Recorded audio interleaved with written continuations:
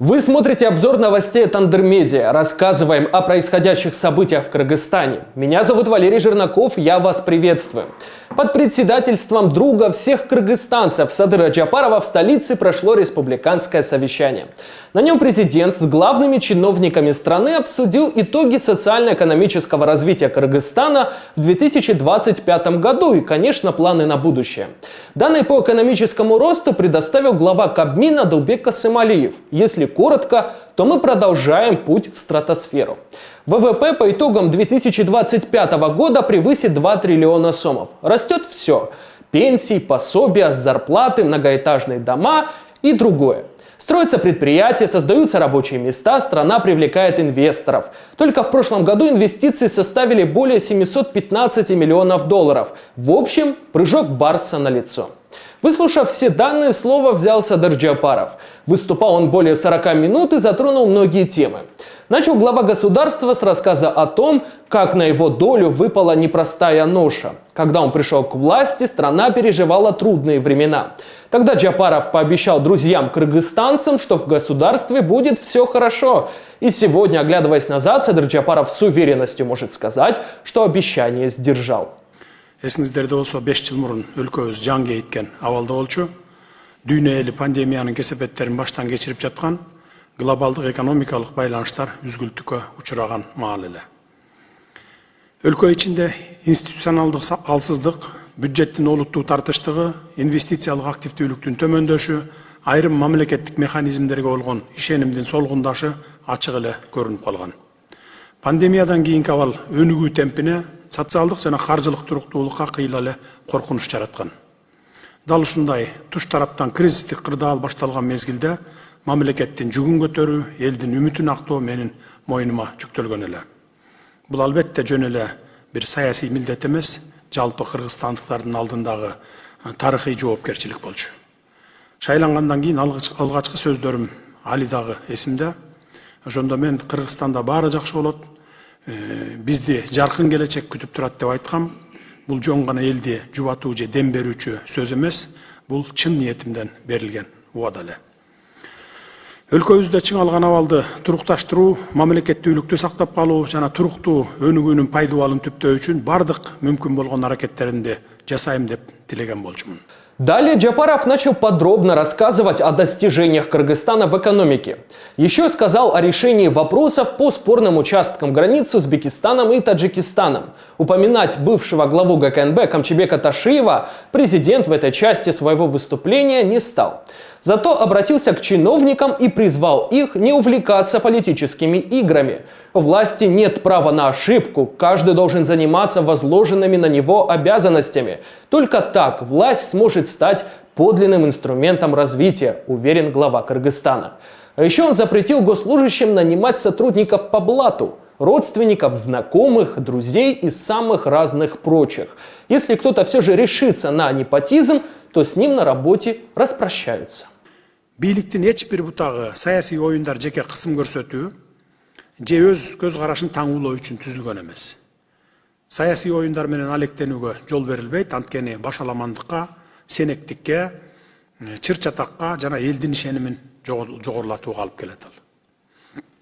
Мурда дал ушундай саясий амбициялар мамлекеттик органдардын милдеттери менен аралашып кетип, өнүгүүнү кам буугандай токтотуп, институттарды бузуп, демилгелерди артка тартып, натыйжада элдин ишенимине доо кетирген. Чечимдер эл үчүн эмес, чакан топтордун кызыкчылыктары үчүн кабыл алынган учурлар көп болгондуктан, өлкөбүз ондогон жылдар бою ордунан жыла албай калган учурларды баштан кечирдик. Бүгүн биз саясий интригаларды бияка коелу, ката кетирүүгө дагы акыбыз жок. Ар бир жетекчи, ар бир кызматкер түздөн түз өзүнө тагылган иш милдеттери менен гана алек болушу керек. Маян алып, ишинен баар таап атканда, ишмердигин абийир менен эч кандай компромисске барбастан жүргүзүүсү зарыл. Ушундай жол менен гана бийлик өнүгүүнүн чыныгы куралы болуп кызмат кылат. Мына ушул жерден мамлекеттик кызматтардын жетекчилерине да кое турган талабым бар. Мамлекеттик кызматтарга жумушка алууда өкүл балам, жээним, таякем, кудам, аяшүкөм, же жердешим жана башка деген сыяктуу мыйзамга жат, одоно катачылыктар болбошу керек. Эгерде ушундай мыйзамсыз учурлар, жагымсыз жагдайлар, адилетсиз көрүнүштөр аныкталса, мыкты жетекчи экениңерге карабай тиешелүү жазаңарды аласыңар. Полную расшифровку выступления Садыра Джапарова можно прочитать на сайте администрации президента. Ссылочку мы оставим, чтиво интересное.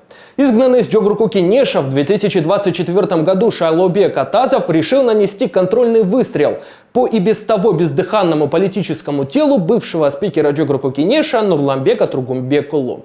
Атазов посвятил экс-Торага трактат в социальных сетях.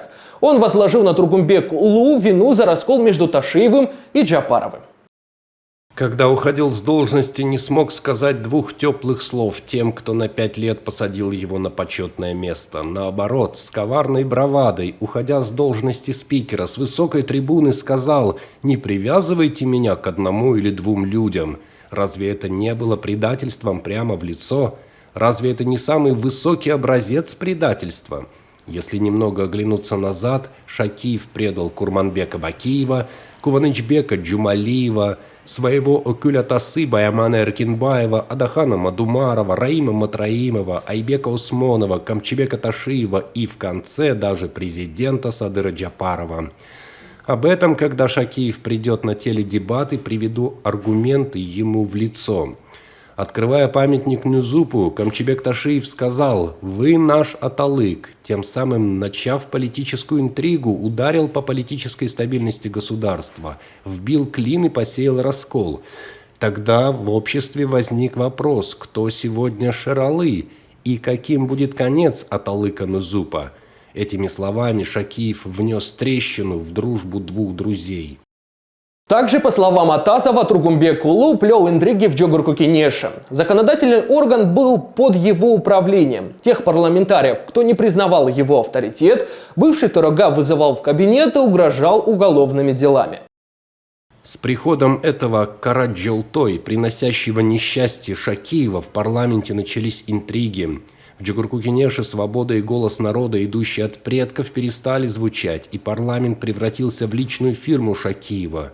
Как при Сталине писали доносы, так и Шакиев в парламенте создавал интриги на пустом месте, клеветал и, жалуясь своему хозяину из своего Сюмбюль-Чосу, говорил: «Меня в Джогурку Кенеше не слушают, уберите их». Вызывал депутатов к себе в кабинет и говорил: «Если не будете меня слушать, возбужу на всех вас дела. Как я Атазова по сфабрикованному делу посадил, так и вас посажу». И сильно чванился. В Джогурку Кенеше те, кто пахта ставил и вручал ключи от джипов 570 и 600 в руки Шакиева, становились любимчиками, а остальных он разделял, очернял, возбуждал дела и преследовал. Шакиев, возомнивший себя выше Бога, говорил: «Я всех не зарегистрирую в ЦИК. Пройду только я и те Сюмбюльдор и Дюмбюльдор, кто меня слушает». Но ни ему, ни его Сюмбюльдорюна Джогурку Кенеш не достался. По одному уходят. Шайлоубека Атазова лишили депутатского мандата в мае 2024 года. Известен как сторонник Раимбека Матраимова. Попытался вернуться в парламент в 2025 году. Выдвинул кандидатуру на досрочных выборах, но ЦИК отказала ему в регистрации из-за возможной связи с ОПГ и длительного отсутствия в стране. В середине ноября был задержан по подозрению в организации массовых беспорядков. Всего по этому делу в качестве обвиняемых проходят 10 человек. Сначала заключили под стражу, однако в прошлом месяце Атазова отпустили. Мать осужденного на 6 лет за высказывание в соцсетях дизайнера газет Эрниса Джиентаева скончалась минувшей ночью. Женщина умерла от продолжительной болезни. Родные осужденного попросили Садыра Джапарова проявить милость и отпустить сына на похороны матери. Прощание состоится 28 февраля в селе Темир Иссыкульского района. На просьбу родных Джиентаева отреагировали. Его временно отпустят, осужденного сопроводят конвоиры. Эрниса Джиентаева арестовали 10 ноября прошлого года за посты в Facebook. В них углядели призывы к массовым беспорядкам. На своей странице в соцсетях он публиковал заметки о росте цен, национализации месторождения Кумтор и других общественно значимых вопросах. Продолжаются отставки в органах исполнительной власти. Урозбек Сыдыков покинул должность замминистра юстиции.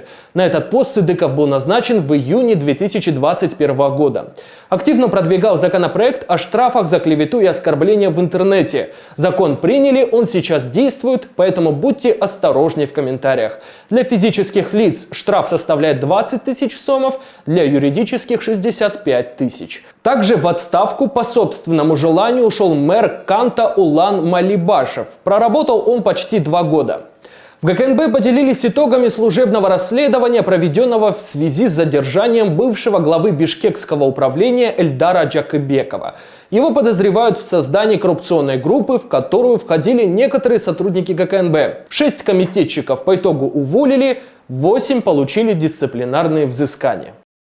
В связи с возбуждением военной прокуратурой Кыргызской Республики уголовного дела по признакам преступления, предусмотренного статьей 336 частью 1 Уголовного кодекса «Коррупция», в отношении деятельности бывшего начальника Главного управления ГКНБ по городу Бишкек, подполковника Ж.Э.Ж., подозреваемого в создании устойчивой коррупционной группы из числа сотрудников ГКНБ и гражданских лиц, занимавшихся личным обогащением, задержаны 5 лиц, в отношении которых Первомайским районным судом города Бишкек избрана мера пресечения, арест с содержанием ВВС ГУВД города Бишкек и СИЗО-21 СИН при Министерстве юстиции. По указанным фактам службой собственной безопасности ГКНБ проведено служебное расследование, по результатам которого из органов национальной безопасности уволены 6 сотрудников, сняты с занимаемых должностей и выведены в распоряжение ГКНБ 6 сотрудников. Исключен 1 кандидат на службу в ГКНБ. На 8 сотрудников ГКНБ были наложены дисциплинарные взыскания. Работа по выявлению других сотрудников ГКНБ, причастных к вышеуказанной коррупционной группе, продолжается. Депутат Бишкекского городского кенеша Таллайбек Сураббаев предложил включить в школьную программу соревнования по лянге и по национальным видам игр, в том числе чукэ. Объяснил свою идею Сураббаев просто. Современные дети уже понятия не имеют, что это за игры, все свое свободное время проводят в смартфонах. Виктория Андреевна, вот Урмат Турсбекович, bir sunuşta мысалы школьная программа, да? Вот, были же наши, да, вот игры, да, лянга, там, чукоюн, bir соревнования включить, чтобы, да, уже, потому что наши дети это что такое не знают, да, мы хотя бы что-то играли, да, вот, какие-то вот соревнования, вот для детей, да, что вот эта культура наша, да, которая наши национальные отцы играют, виды, да, национальные да, игры, тоже. вот как бы внедрить, да, чтобы для стимула там, Да, пусть национальные соревнования виды, будет, по да. школам будет, да. Я к чему говорю, Виктория Андреевна, вот сколько у нас, 110, 120 школ, да, есть? 119 школ, да? Какое-то мероприятие по школам, именно по городу сделать. Вот эти моменты, они, знаете, сейчас дети, большинство детей стали только вот телефонными экспертами, да, не играть. Ну, футбол максимум там тоже мало играть, да, насколько. Тут телефон, надо, с этим бороться надо. К чему я говорю? В Аше тем временем хлопнули 20-летнего иностранца с 1 килограммом синтетических наркотиков. Дрон снял, как он оставлял закладку в поле. Возбуждено уголовное дело по 282 статье УК КР. Служба по борьбе с незаконным оборотом наркотиков МВД Кыргызской Республики опубликовала видео ареста.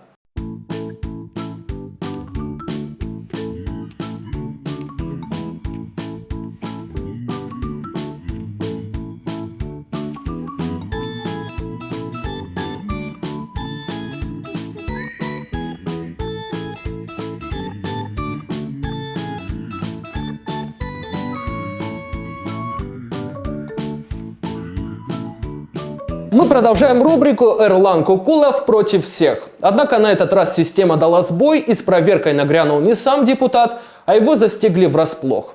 Народный избранник припарковался в неположенном месте, его оштрафовали сотрудники патрульной милиции, Кукулову это не понравилось, и он закатил скандал. Назвал себя неприкасаемым лицом. Недавно установили знак о том, что здесь остановка запрещена, но вот эти машины, видимо, не знают закон.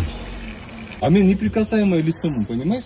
Сергей, кем айтты, что вы ночью вот так, 11:30 ночи приехать и вот так вот документы требовать? 11:30 байкеси биз саат 8:00 эле келгенбиз. Машинаңыз жок экен. Анан Жок, ошону айтып атпаймын да. Өзүңүз келдиңиз го, жаңы Жок, өзүңүз хорошо, келдиңиз. а кто сказал, что я за рулем был? Ладно. Өзүңүз башында мойнуңузга алып атпайсызбы? Ооба, мен машинаны видеолорго көрсөтүп коеюн деп 15 000 турган машина деп айтып атпайсызбы? Жок, урматтуу, ошону айтып атсам силер түшүнбөй атпайсыңарбы? Мен сизге айтпадым, давайте түндө эмес, давайте завтра днем разберемся дедим, туурабы? Жок, анын кыйынчылыгы эмне? Азыр эле документти берип коюш, биз протокол түзөбүз, болду, кетебиз.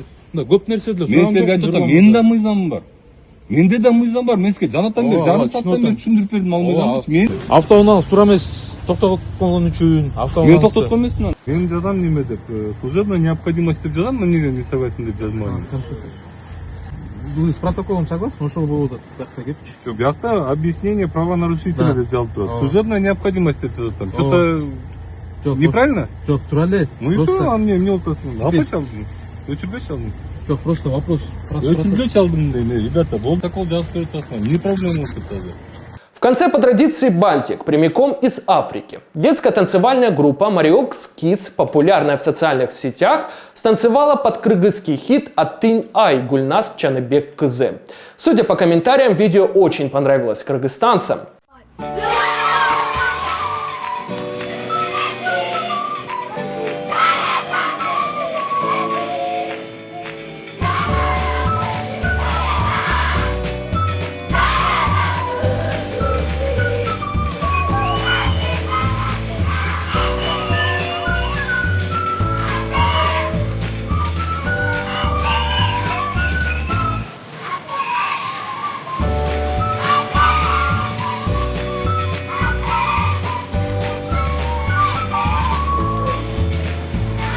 На сегодня у меня все. Спасибо, что досмотрели этот выпуск до конца. Напомню, поддержать нас материально можно через платформу Patreon.